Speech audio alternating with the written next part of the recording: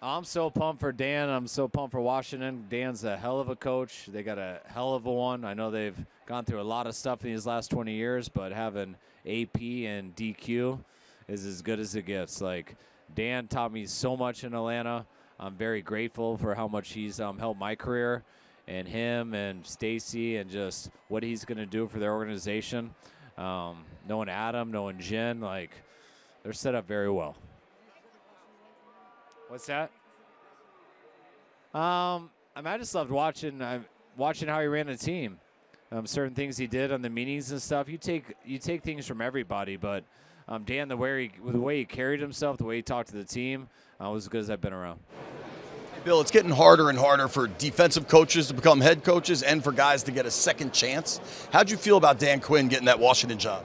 I think it's great. I think you look at the 6 jobs, 5 of the 6 were defensive coordinators, because I think what you're looking at is a guy like D'Amico Ryans comes in and turns around a program as dramatically as he did, as he got a good young quarterback, and he built that defense. And, you know, defensive guys, sometimes the offensive guys get caught up in their own thinking and what they want to do and developing a quarterback.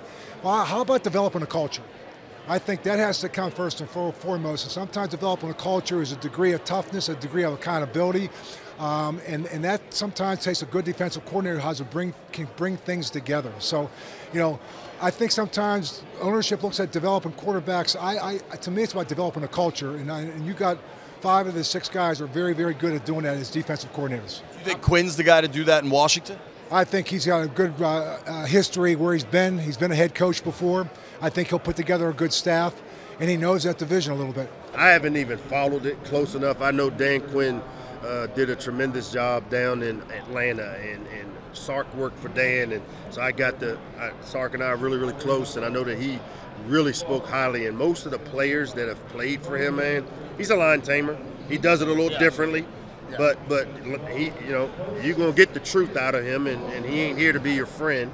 And you know, the Commanders have a really, really talented locker room, in my opinion. It's just getting those guys to understand, let's go get the job done. Well, the thing about it, I've known Dan a few years, and got a lot of respect for Dan for what he do. I think what Dan does better than a lot of people is bring everybody together. And I think walking in that building the other day kind of showed you who Dan really was. I mean, I couldn't even go to breakfast because everybody was up there, even the cooks and everybody up there. But no, he got a lot of energy in that building, and you can feel it once he walks in.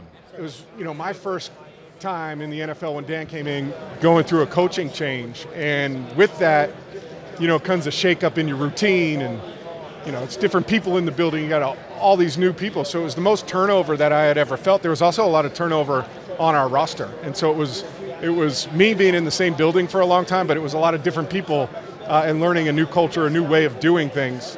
You know, but he made you comfortable really quickly. And I think that's one of his greatest strengths, is that he makes guys comfortable, free to be themselves, and free to play the way that they're capable of. And I'm pumped for him and Stacy. Do you think now's the right time for him to get a second chance?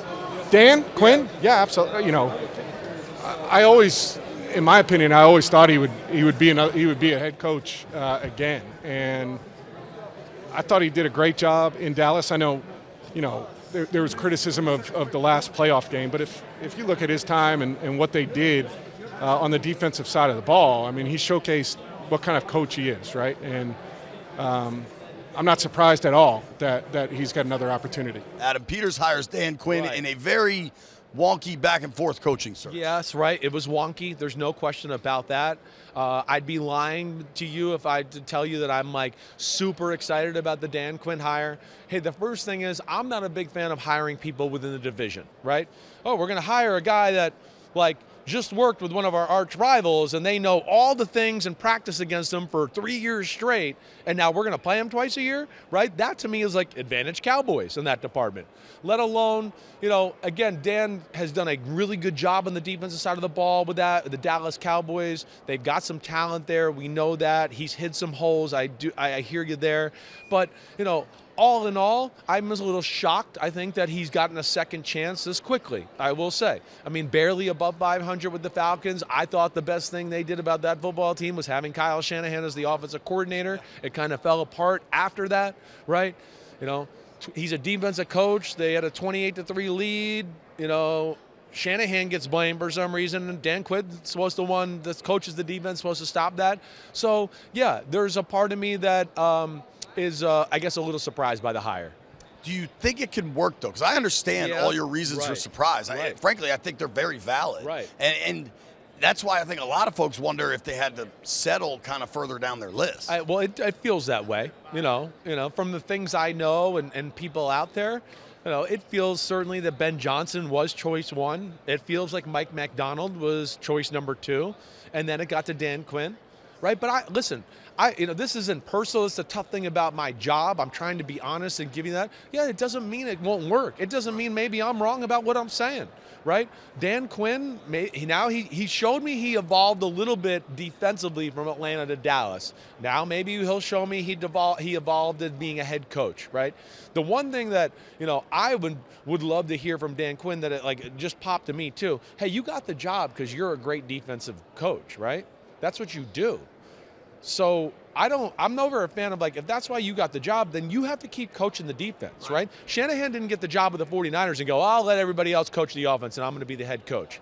That's one thing I would say to Dan, where I know Dan said he's going to be the head coach and, they're going to let the coordinators be the coordinators. I'm going to go, no, you're there because you're a great coordinator. Don't forget that, and don't forget to coach the defense as such. I think that's an important thing.